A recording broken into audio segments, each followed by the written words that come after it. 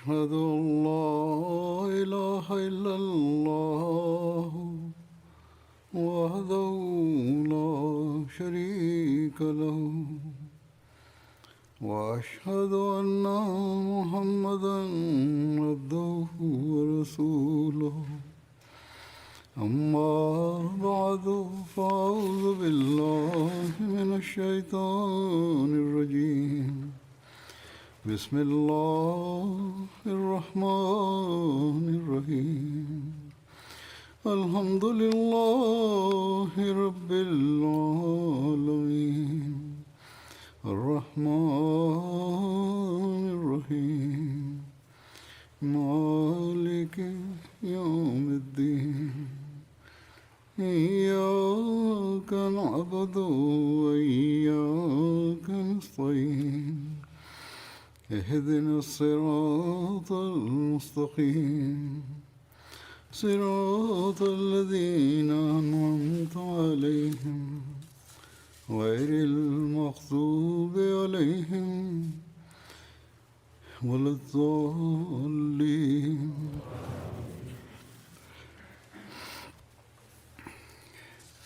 فبما رحمة من الله لنت لهم ولو كنت فظا غليظ القلب لانفضوا من حولك فاعف عنهم واستغفر لهم وشاورهم في الأمر وإذا عزمت فتوكل على الله إن الله يحب المتوكلين.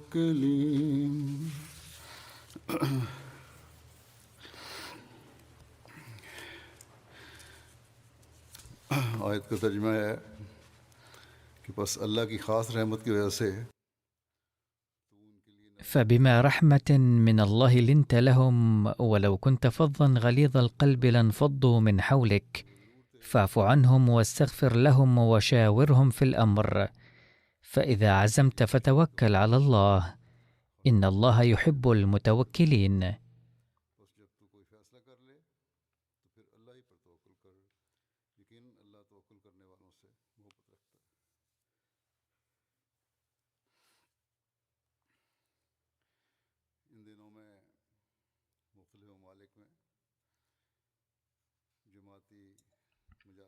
في هذه الأيام تعقد مجالس الشورى في بلاد مختلفة، وقد انتهت فعالياتها في بعض البلاد، وتعقد في بعضها هذا الأسبوع، وفي بعضها الأخرى في الأسبوع القادم. إن فعاليات مجلس الشورى في جامعات ألمانيا ستبدأ اليوم، وكذلك في عدة بلاد أخرى. أما في بريطانيا فسيعقد مجلس الشورى في الأسبوع القادم، وكذلك في بعض البلاد الأخرى. قد سبق أن وجهت أنظار أفراد الجماعة إلى أهمية مجلس الشورى ومسؤوليات أعضائه في بعض خطب السابقة، ولكن مضت عليها عدة سنين، لذا رأيت من المناسب أن أقول شيئا حول هذا الموضوع طاعة لأمر الله وتأسيا بأسوة النبي صلى الله عليه وسلم وبحسب تقاليد الجماعة. فحيثما تعقد مجالس الشورى أو انتهت فعالياتها، يمكن لأعضاء مجلس الشورى في تلك البلاد أيضا أن يستفيدوا من هذه الأمور المتعلقة بمسؤولياتهم، ويجب عليهم أن يتذكروا هذه الأمور جيدا، لأن مسؤولياتهم تبدأ مباشرة بعد أن يأخذ خليفة الوقت قرارا على إثر شفاعة مجلس الشورى.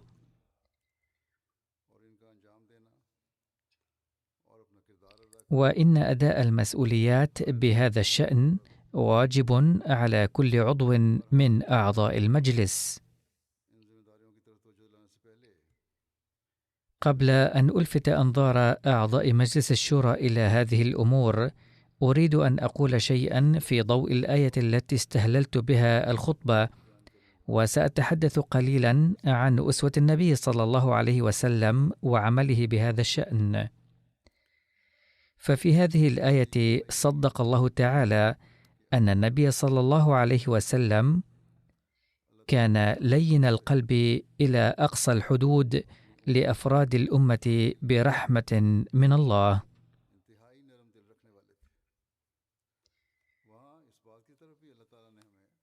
وكذلك لفت سبحانه وتعالى أنظارنا ونصحنا أن الذين كلفوا بمواصلة مهمته صلى الله عليه وسلم ومهمة خادمه الصادق المسيح الموعود عليه السلام الذي جاء بحسب نبوءاته صلى الله عليه وسلم، يجب عليهم أيضا أن يعملوا بالحب والرفق.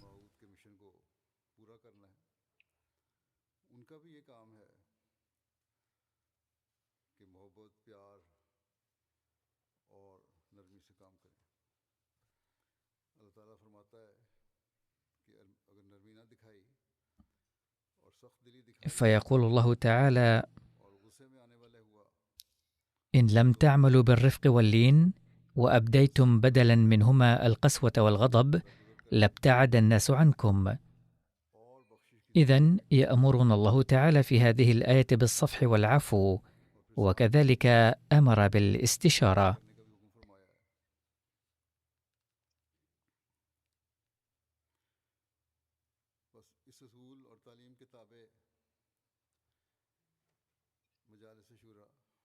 فيعقد مجلس الشورى بحسب هذا المبدأ والتعليم.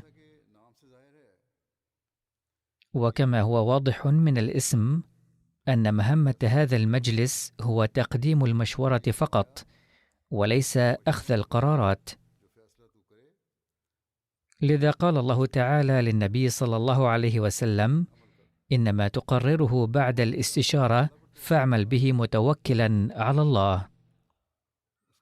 وعندما يكون التوكل على الله سيخرج تعالى نتائج مباركة جدا. ونرى أعلى مثل للتوكل في شخص النبي صلى الله عليه وسلم، مما لا شك فيه أن النبي صلى الله عليه وسلم كان يتلقى في أمور كثيرة تعليمات مباشرة من الله تعالى، ولكنه كان يستشير حتما في أمور لم يجد فيها أمرا من الله تعالى بشكل واضح. وإن عمله صلى الله عليه وسلم هذا وأمر الله تعالى يعلمنا كيف يجب أن يعامل المسؤولون أفراد الجماعة.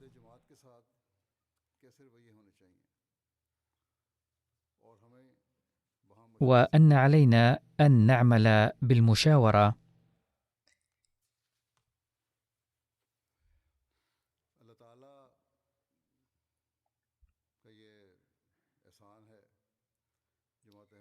إنها لمنة الله تعالى على الجماعة الإسلامية الأحمدية أنه تعالى أنعمها بنعمة الخلافة.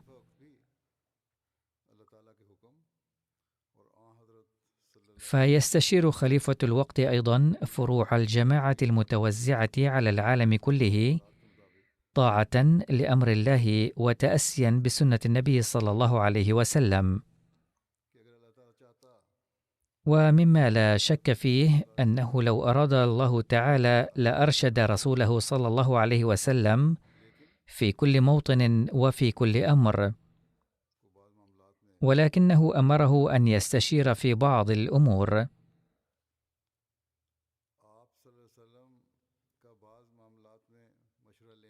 والحق أن الهدف من استشارته صلى الله عليه وسلم في بعض الأمور هو هدي لنا لنسلك صراطا مستقيما، وأن نعمل بتعاون متبادل، وكذلك لخلق الوحدة في الأمة.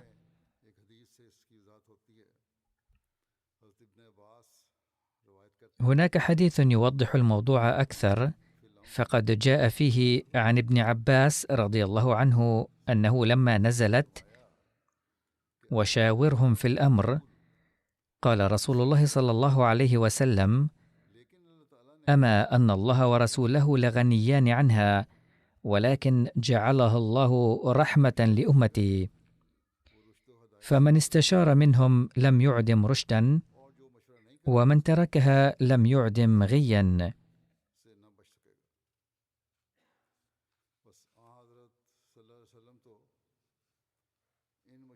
لا شك أن النبي صلى الله عليه وسلم كان غنيا عن المشورة، ومع ذلك كان يستشير ليقدم أسوته أمام الأمة حتى تنال حظا من الرحمة إلى الأبد، وتسلك مسلك الرشد والهداية، وتجتنب الذلة والهوان.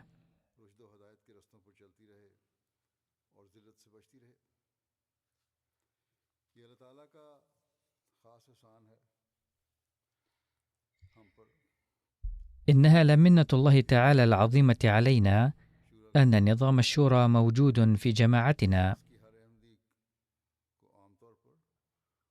ويجب أن نشكره تعالى على أنه هيأ لنا أسباب الرشد والهداية.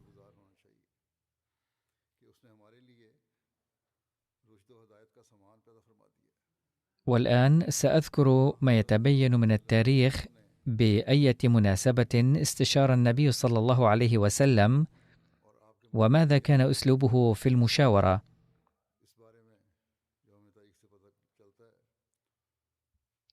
لقد اتبع الخلفاء الراشدون وكذلك المسيح الموعود عليه السلام في هذا العصر الطرق التي كان النبي صلى الله عليه وسلم يستشير بها.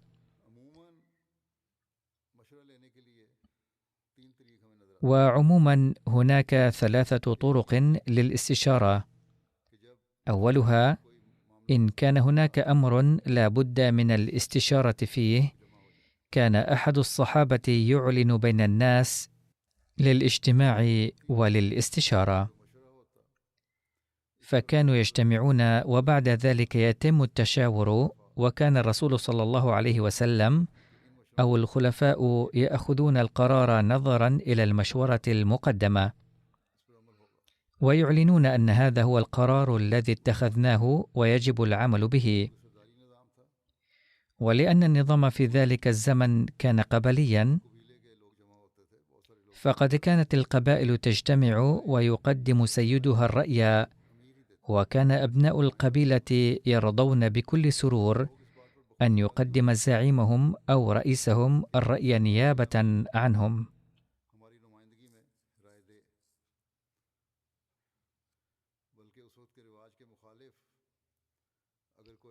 بل إذا حاول أحدهم تقديم رأيه بمفرده بحماس معارضا التقليد السائد، قال له حضرته صلى الله عليه وسلم أن يقول لسيده أو أميره أن يقدم رأيه، فليس لرأيه هكذا أهمية. فهذا الطريق كان سائدا. والطريق الثاني أن النبي صلى الله عليه وسلم كان يدعو للتشاور ممن رآهم أهلا للاستشارة، ولم يكن يدعو الجميع، وكان يستشير بضعة من هؤلاء فقط.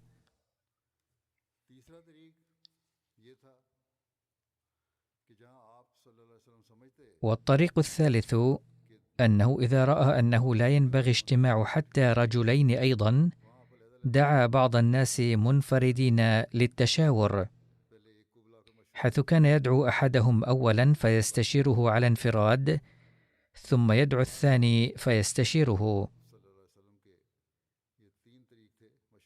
باختصار، هذه الطرق الثلاثة كانت لحضرته صلى الله عليه وسلم للتشاور. وكذلك استشار الخلفاء الراشدون أيضا على النهج نفسه.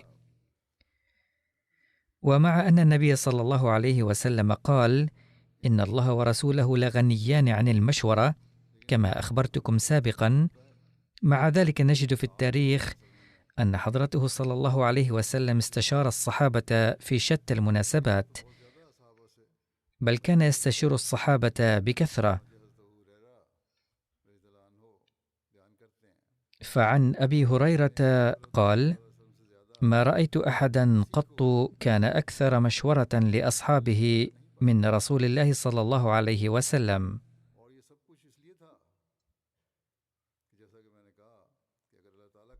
وكل ذلك ليبين أنه إذا كان نبي الله الحائز على الترشيد المباشر من الله يستشير، فكم حريا بكم أن تدركوا أهمية المشورة.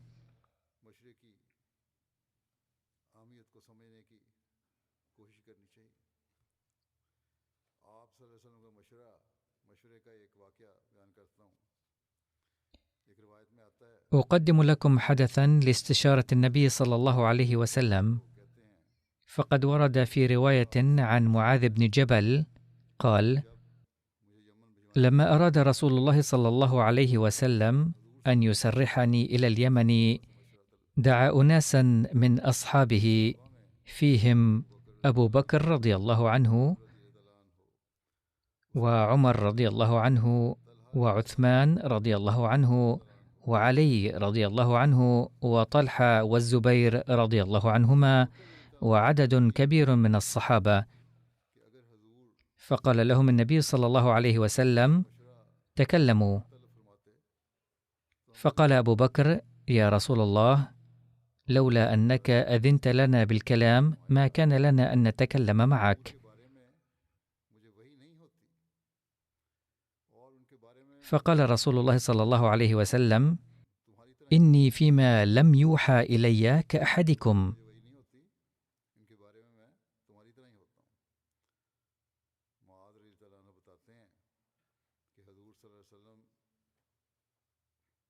قال معاذ رضي الله عنه: حين كان رسول الله صلى الله عليه وسلم يطلب المشورة، أعطاه كل واحد منهم رأيه استجابة لأمره صلى الله عليه وسلم.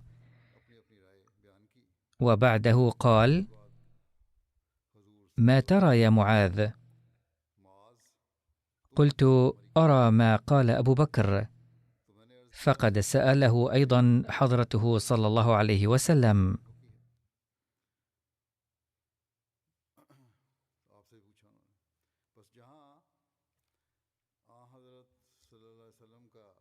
فإذا كان فعل النبي صلى الله عليه وسلم هذا يبدي بساطته وتواضعه وأهمية المشورة، ففي الوقت نفسه يشكل لنا أسوة حسنة أنه كم يجب أن نهتم بالمشورة.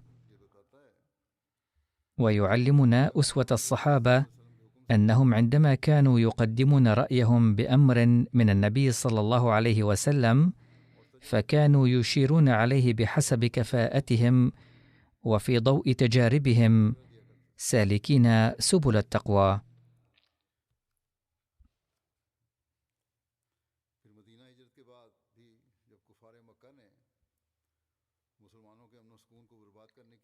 ثم بعد الهجرة إلى المدينة، حين سعى الكفار للقضاء على أمن المسلمين وسلامتهم، استشار النبي صلى الله عليه وسلم الصحابة للتصدي لهم، واستشار سادة الأنصار والمهاجرين أيضا.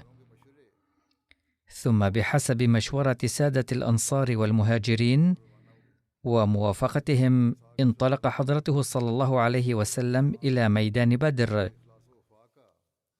وإن الإخلاص والوفاء الذي أبداه سادة الأنصار عند هذه الاستشارة وقطعوا الوعد، أبدى له النبي صلى الله عليه وسلم منتهى الطمأنينة والسعادة، وذلك لأن مشورتهم لم تكن مجرد مشورة، بل كان عمل المستشارين وسلوكهم وتعهدهم بأنهم سيعملون بهذه المشورة شخصيا قبل غيرهم. وإن لم يكن هناك عهد بالعمل، ثم لم يصدر العمل فعلا بحسب ذلك في الحقيقة، فلا قيمة للمشورة. فقد رأينا أنه كيف أبدى أولئك الصحابة نماذج الإخلاص والوفاء عمليا في ميدان بدر. فحين قدموا المشورة ضحوا بحياتهم. إذن يجب أن يعلم أعضاء مجلس الشورى في كل مكان أنهم حين يقدمون المشورة فيجب أن يستعدوا أولا قبل غيرهم للعمل بها، بعد أن يصبح قراراً بعد الموافقة.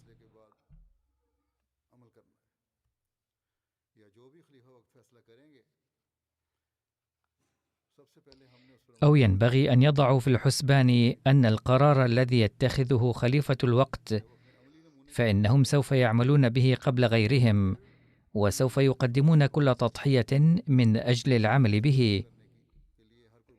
وعندما سيقدمون نماذج العمل شخصيا، عندها سيتقدم أبناء الجماعة أيضا لكل تضحية للعمل بها بكل سرور. يجب أن يضع أعضاء مجلس الشورى في الحسبان دوما أن كل أحمدي قطع وعد الوفاء والطاعة للخلافة.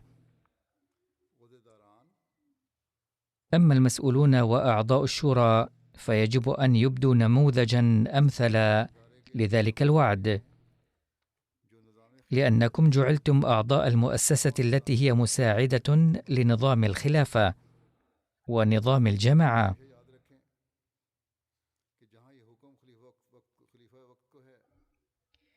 تذكروا دوما أن الخليفة إذا كان قد أمر بأن يستشير أفراد الأمة في أهم أعمال الدين عملا بسنة النبي صلى الله عليه وسلم، وأمر كذلك بأن يدعو ويبقى لين القلب، ففي الوقت نفسه أمر المستشارون أيضا بأن يقدموا آراءهم بصدق النية والتقوى. لذا يجب أن يتذكر المستشارون دوما أن آراءهم يجب أن تكون بحسن النية ووفقا لأسمى معايير التقوى.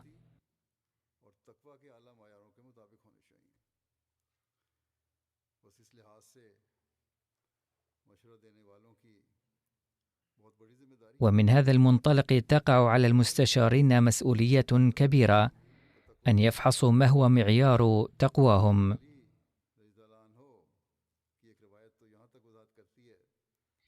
ورواية سيدنا علي رضي الله عنه توضح هذا المستوى، وهي: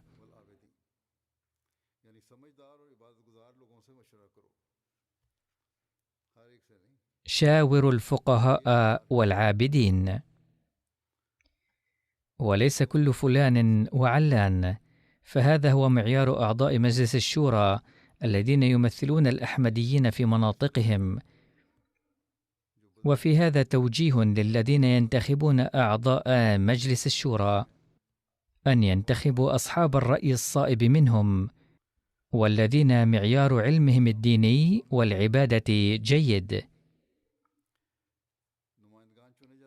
وحيثما تم اختيار الممثلين وفق هذا المعيار المذكور، لوحظ فرق واضح في رأيهم ورأي غيرهم. ومن مسؤولية هؤلاء الممثلين أيضا أنه إذا اختارهم أعضاء الجماعة بحسن نية ليكونوا ممثلين عنهم في مجلس الشورى، فعليهم أن يكونوا عند حسن الظن. لا أحد يستطيع أن يحقق المستويات العليا في العلم، ولا يقدر على تعلم الدين بعمق في يوم واحد أو في غضون أسابيع قليلة، ولكن يستطيع الجميع إبداء رأيهم ملتزمين بالتقوى ومترفعين عن كل نوع من مصالح ذاتية أو منافع شخصية. وبهذا الطريق يجب على الممثلين تقديم آرائهم خاضعين أمام الله تعالى ومستعينين به وداعين له حيثما يعقد مجلس الشورى. وينبغي ألا يضموا رأيهم إلى آراء الآخرين متأثرين بخطابهم أو مراعين علاقتهم أو صداقتهم مع أحد.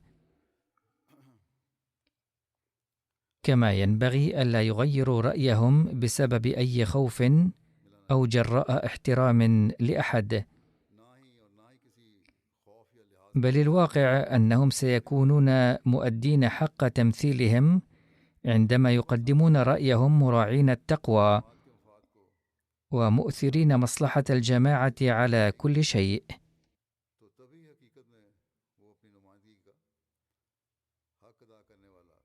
يجب أن نتذكر دائما أن الله تعالى يعلم حالة قلوبنا ويراقب كل أعمالنا، فإذا كان أحدنا لا يعمل واضعا رضا الله نصب عينيه فليحذر من أن ينال سخط الله تعالى.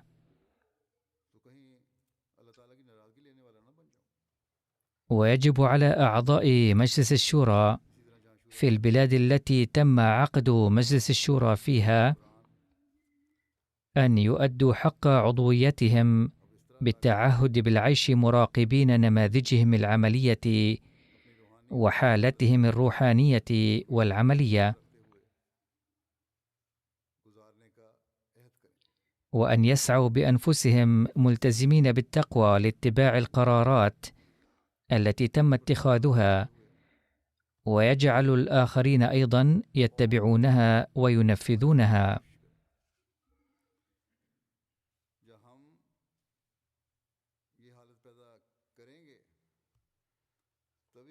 عندما نخلق هذه الحالة في أنفسنا نصبح من الذين يجذبون رحمة الله تعالى، فتكون قراراتنا مباركة. وإلا فإن تجمعنا وإلقاء الخطب القوية لدعم رأينا سيكون مشابها للبرلمانات الدنيوية التي تفتقر إلى التقوى، وبالتالي تصدر منها في بعض الأحيان قرارات تنتهك الأخلاق أيضا وتتعارض مع أحكام الله تعالى، لأن تركيزهم يكون على تحقيق أهداف الحزب السياسي الذي ينتمون إليه.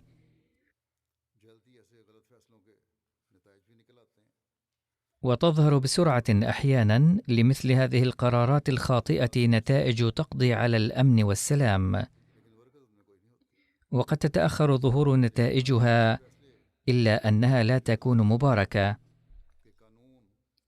ولكن القرارات التي تكون معارضة لأحكام الله تعالى وقوانينه تؤدي في نهاية المطاف إلى دمار الأقوام. فبالنظر إلى أحوال أهل الدنيا المذكورة يجب أن نصب اهتمامنا على تحسين حالتنا. إن مشورة أعضاء مجلس الشورى تقدم لخليفة الوقت كما قلت، كما أن الخليفة هو من يأمر بعقد مجلس الشورى أيضا.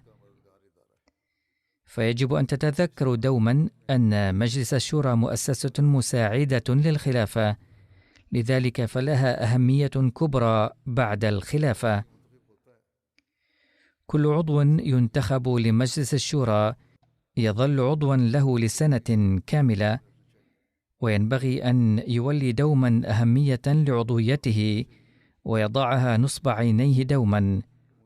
ومن خلال أجندة مجلس الشورى ومقترحاته يطلع خليفة الوقت على المشاكل الموجودة في الجماعة في دول مختلفة، كما تظهر خطة لحل هذه المشاكل من خلال الآراء التي يتم تقديمها.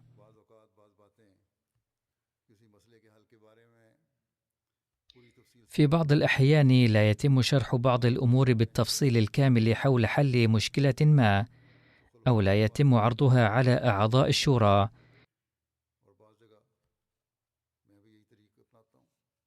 لذلك يقوم الخلفاء بتضمينها في أجندة الشورى، وأنا أيضا أتبع الأسلوب نفسه أحيانا.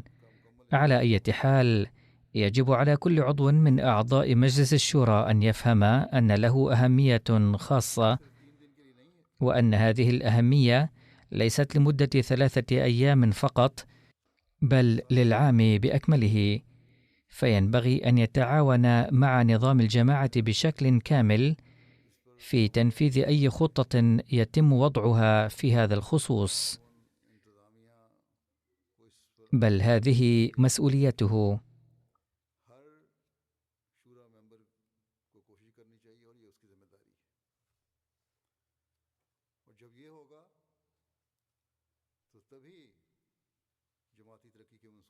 وعند تحقق ذلك تصبح خطط رقي الجماعة على المسار الصحيح، ويتم تنفيذها بأحسن ما يرام. بهذا الشكل سنكون مساعدين ومعاونين في مهمة الرشد والهداية الموكلة للمسيح الموعود عليه الصلاة والسلام.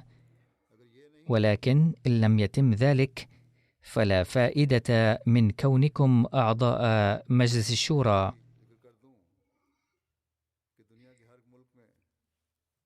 وبالمناسبة أريد أن أذكر هنا أن أمير كل بلد في العالم يرأس عادة مجلس الشورى في بلده، ويحدث أحيانا أن بعض أعضاء مجلس الشورى أثناء خطبهم الحماسية يستخدمون كلمات تتعارض مع حرمة الشورى.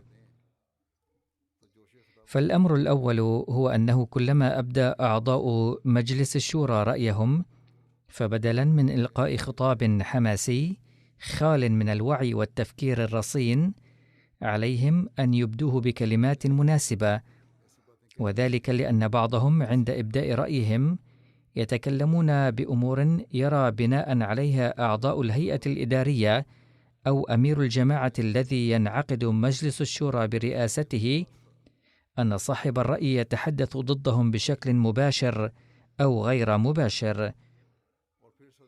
وبالتالي بصفته رئيسا لهذا المجلس يوبخ المتحدث بكلمات قاسية ويمنعه من إبداء رأيه.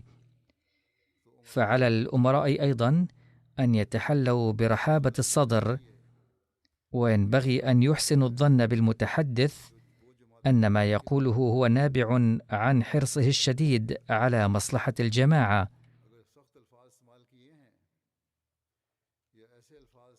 فإذا كان قد تكلم بكلمات قاسية أو استخدم كلمات تتعارض مع حرمة الشورى، فيمكن تنبيهه بلطف، فلا تتصرفوا تجاهه بما يثير شبهات عن رئيس المجلس، وكأنه جعل هذا الأمر مسألة تمس شرفه الشخصي. تظهر مثل هذه الكلمات الحماسية أكثر وبشكل خاص أثناء النقاش حول الميزانية، كما يتم إبداء بعض التحفظات أيضا بهذه المناسبة. وفي مثل هذا الوضع أيضا يجب على السكرتير المعني أو سكرتير المال أو رئيس المجلس الاستماع إلى المتحدث بصبر والرد على كلماته بكل حلم، وينبغي طمأنته من خلال الشرح لنوعية الميزانية التي يتم إعدادها، وبيان موارد الدخل فيها وتوضيح نفقاتها، وبالتالي كيف يمكن اعتبارها ميزانية جيدة، وذلك لأن المتحدث إنما يتحدث حسب سعيه مراعيا مصلحة الجماعة، لذلك يجب ألا يساء به الظن. كذلك هناك مقترحات أخرى لجدول الأعمال في بعض الأحيان يخوض المسؤولون والممثلون في الجدل عنها عبثا أو يصمتون نهائيا وكأنهم يخافون من المسؤولين. مثل هؤلاء الناس أيضا لا يؤدون حق الأمانة. فيجب أن تتذكروا أن أبناء الجماعة قد انتخبوا الممثلين لكي يؤدوا حق التمثيل وحق الأمانة، لذا ينبغي ألا يحول دون ذلك أمور شخصية أو أي خوف، وعليهم أن يدركوا دوما أن الناس انتخبوهم بحسب الأمر الإلهي هذا.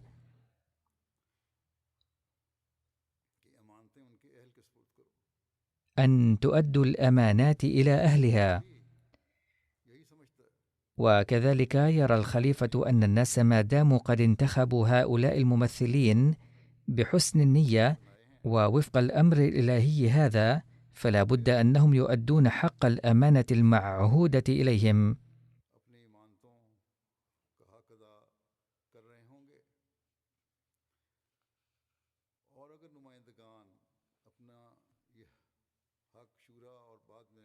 وإذا كان الممثلون لا يؤدون واجبهم في مجلس الشورى ولا بعد ذلك، فهم يمسون بثقة أبناء الجماعة بهم، كما يرتكبون الخيانة مع الخليفة أيضا لعدم أدائهم حق الأمانة المعهودة إليهم.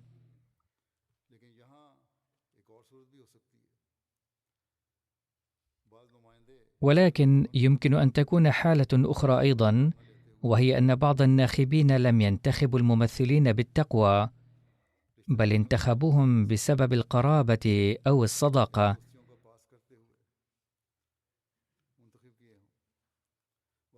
وإذا كان كذلك فهؤلاء الناخبون مذنبون بسبب عملهم هذا، وقد أخطأوا إذ لم يؤدوا حق الأمانة، فعليهم أن يستغفروا كثيرا.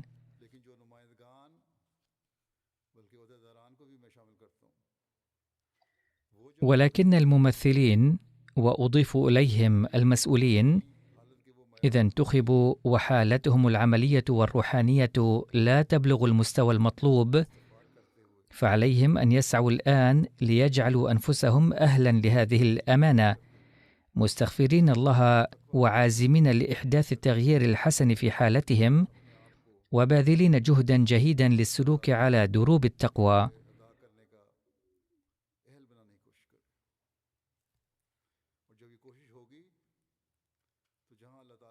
وإذا سعوا لذلك فلن يفوزوا برضوان الله تعالى فحسب، بل سيصبحون عونا لتحقيق مهمة المسيح الموعود عليه السلام، كما ستتحسن حالتهم العملية والروحانية.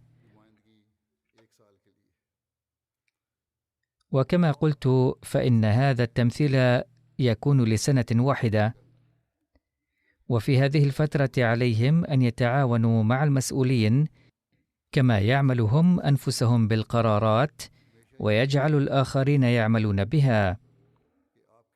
ولذلك عليهم أن يراقبوا دوما ما إذا كانت جماعتهم المحلية تعمل بهذه القرارات أم لا، وإلى أي حد تعمل بها، وهل يعمل بحسب ما قرر الخليفة. هكذا تصبحون أعوانا للخليفة.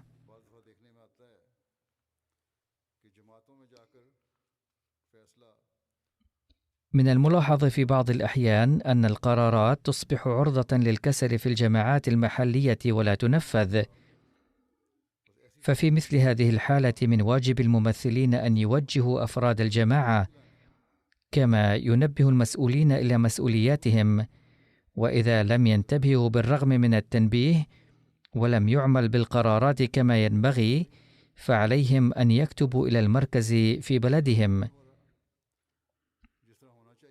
ثم يكون كثير من المسؤولين أيضا أعضاء لمجلس الشورى، فعليهم ألا يهتموا بمسؤولياتهم فقط، بل عليهم أن يأخذوا أمر عدم العمل بمقترحات مجلس الشورى وقرارات الخليفة عليها أيضا بجدية،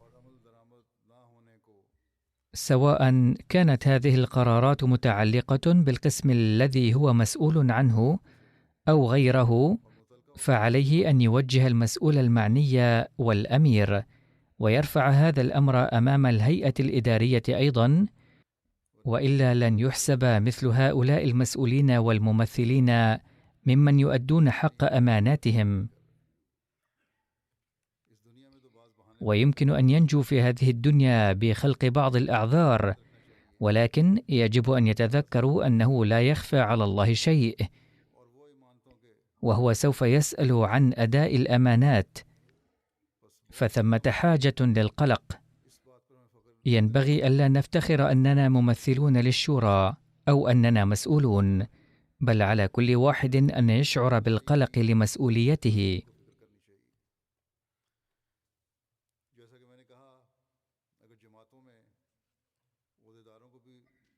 وكما قلت، إذا كان ممثلو الشورى يوجهون المسؤولين في الجماعات المحلية، وبالرغم من ذلك لا يعمل بقرارات مجلس الشورى، فعليهم أن يكتبوا للمركز.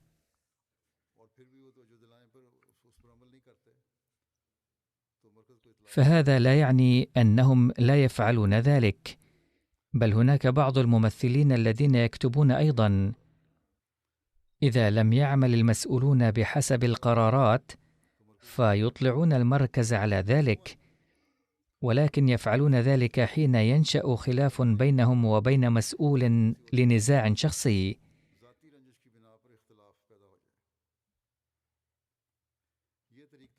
هذا الطريق ليس من التقوى.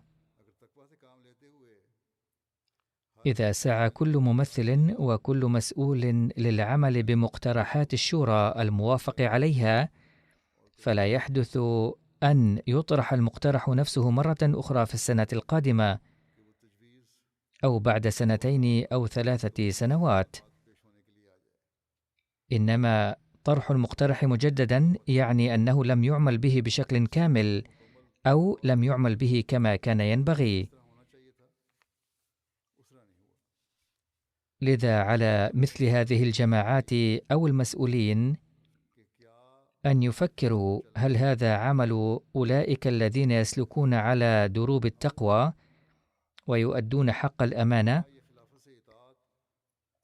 هل هذا العمل يتوافق مع تحقيق عهد الطاعة للخلافة والوفاء بها؟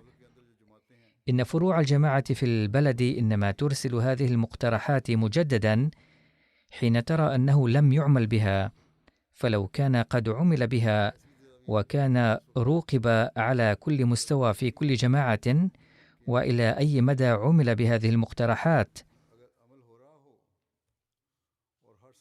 فما كانت لتطرح مرة أخرى. وما اضطر مركز الجماعة في تلك الدولة ليرسل تلك المقترحات إلى الخليفة، مع ملحوظة أنها كانت قد رفعت قبل 1 أو 2. لذا لا نشفع لعرضها في مجلس الشورى مجددا.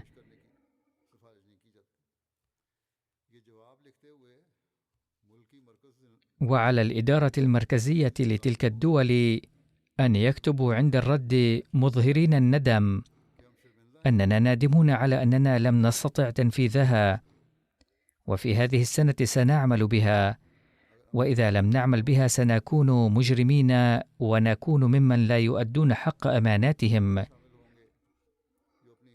فهذا ما يجب أن يكتبوا. ثم عليهم أن يكتبوا بكل تواضع أننا لا نشفع لعرض هذا المقترح طالبين العفو والصفح.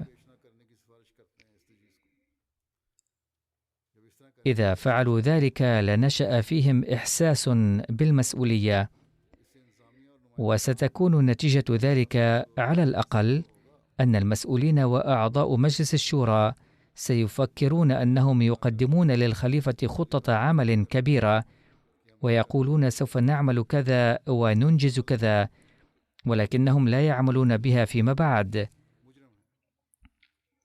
وهكذا يصيرون مجرمين ويكسرون ثقة الخليفة بهم. فيجب أن تتم هذه المحاسبة على صعيد جماعي من قبل كل فرع للجماعة، كما يجب على كل واحد من المسؤولين وأعضاء الشورى أن يحاسب نفسه هكذا ويستغفر الله تعالى، كما يجب أن يبذل السعي على كل الصعد لمعرفة أسباب الفشل في العمل بهذه الخطة. مثل هذه المحاسبة ستساعد نظام الجماعة على السير على ما يرام، إذ لا جدوى من ثرثرة اللسان والكلام الفارغ فقط. كما أن هناك حاجة أن تقوم الجماعة في شتى البلاد بتفحص هذا الأمر بطريقة أخرى، وهي أن بعض فروع الجماعة تتمكن من العمل بهذه المقترحات بحدود 70 أو 80%، إن لم يكن 100%. عندهم حماس وشوق بأنه قد وصلتنا خطة للعمل بعد موافقة الخليفة عليها، ومن واجبنا ألا نخيب ثقته بنا. ما الذي خلق هذا الحماس والثورة لدى هؤلاء؟ يجب معرفة سبب ذلك. يجب عقد جلسات تجمع مسؤولي هذه الفروع النشيطة ومسؤولي الفروع الضعيفة المتكاسلة، بل المسؤولين الوطنيين أيضا، ليستفيدوا من خبرة وتجارب الفروع النشطة. إذا كان في البلد فرع واحد نشيط يعمل بحسب هذه الخطة كما ينبغي عمليا وروحانيا أيضا، فيمكن أن يساعد هذا الفرع النشيط بخبرته 10 فروع ضعيفة أخرى. ولكن هذا لن يتأتى كما قلت إلا حين يقوم كل سكرتير ومسؤول وطني وكل عضو من أعضاء مجلس الشورى بدوره بصدق وأمانة. كما قامت بعض فروع الجماعة محليا ووطنيا بدراسة أخرى وانتفعت بها أيضا، وذلك أن مسؤولي تلك الفروع فحصوا أنفسهم ليروا إلى أي مدى عملوا أو يعملون على تنفيذ القرارات التي اتخذت في الشورى في ال3 أعوام الماضية، وترسل هذه الفروع إلى المركز تقريرها بهذا الشأن بعد كل 3 أشهر، وهذا يولد فيهم الإحساس بأن من واجبهم أنهم لن يتهاونوا في أداء المسؤولية الملقاة عليهم بمجرد قولهم بأن الاقتراح الفلاني القادم من الفرع الفلاني سبق أن نوقش في الشورى قبل 2 سنين، لذا لن يناقش هذا العام، وإنما عليهم أن يخبروا المركز بأننا قد عملنا بخطة العمل هذه إلى هذا المدى وحققنا الهدف إلى هذا المدى، وإننا ساعون لفعل المزيد. وهذا الإحساس يتنامى عند مثل هذه الفروع. لا نستطيع غزو العالم بثرثرة اللسان، بل لا بد لنا من العمل لذلك.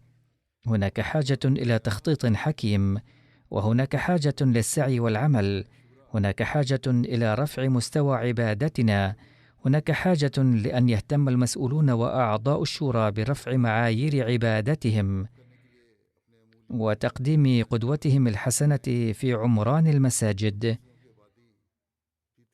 ولو فعلوا ذلك لتضاعف عدد المصلين في المساجد 3 أو 4 أضعاف.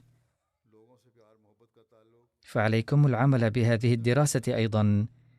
إذا تميز كل مسؤول وكل واحد من أعضاء الشورى في تقديم القدوة الحسنة وفي الرفق والمحبة وفي غزو قلوب الآخرين وفي الدعاء لنفسه وللآخرين وفي رفع مستوى طاعته للخليفة، فسوف نرى في الجماعة ثورة طيبة جماعية. لقد وكلنا مهمة جسيمة. إن تحقيق غاية بعثة المسيح الموعود عليه الصلاة والسلام وإنجاز مهمته ليس بأمر عادي هين.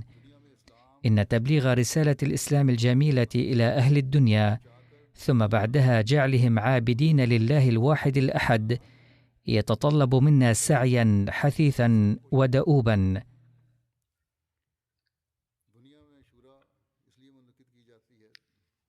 يعقد مجلس الشورى في الجماعة في كل البلاد بهدف أن نخطط من أجل إصلاح حالتنا العملية ومن أجل تبليغ رسالة الإله الواحد، ولجعل العالم أمة واحدة ولجمعهم تحت راية رسول الله صلى الله عليه وسلم لنحدث الثورة في العالم.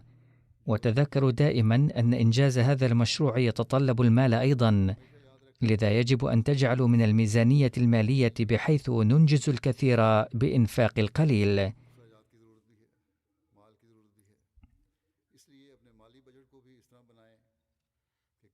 إن أكثرية أبناء الجماعة من الفقراء ومتوسطي الحال، فيجب أن نقوم بتخطيط الدخل والنفقات على أحسن وجه، بحيث نقوم بأعمال نشر الدين وتبليغ الدعوة على أوسع نطاق بأقل النفقات قدر الإمكان. وهذا لن يتأتى إلا إذا أدركنا أنه لا بد لنا من أداء واجباتنا وأماناتنا سائرين على دروب التقوى، وأن خدمة الدين إنما هو فضل من الله تعالى.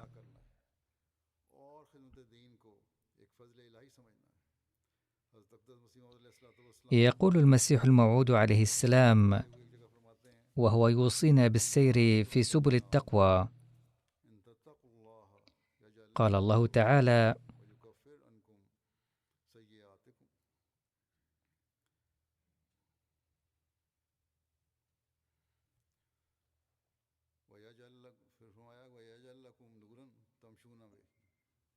يا أيها الذين آمنوا إن تتقوا الله يجعل لكم فرقانا ويكفر عنكم سيئاتكم. وقال أيضا: ويجعل لكم نورا تمشون به. أي أيها المؤمنون، إن ظللتم ثابتين على سبل التقوى وداومتم على صفة التقوى بقوة ورسوخ، سيجعل الله بينكم وبين غيركم فرقانا واضحا، وهو أنكم ستعطون نورا تمشون به في جميع طرقكم، بمعنى أن ذلك النور سيسري في أفعالكم وأقوالكم وقواكم وحواسكم، فسيكون في عقولكم نور، وفي تخميناتكم نور، وفي عيونكم نور، وفي آذانكم نور، وفي لسانكم نور، وفي كلامكم نور، وفي كل حركة لكم نور، وفي كل سكونكم نور، وستصبح الطرق التي تسلكونها نورانية. باختصار، ستملأ كافة قواكم وحواسكم نورا، وستمشون في النور كليا. وفقنا الله تعالى لأن نؤدي واجباتنا سالكين دروب التقوى، ويستر أخطاءنا وتقصيراتنا وضعفنا، وينعم علينا بأفضاله دائما.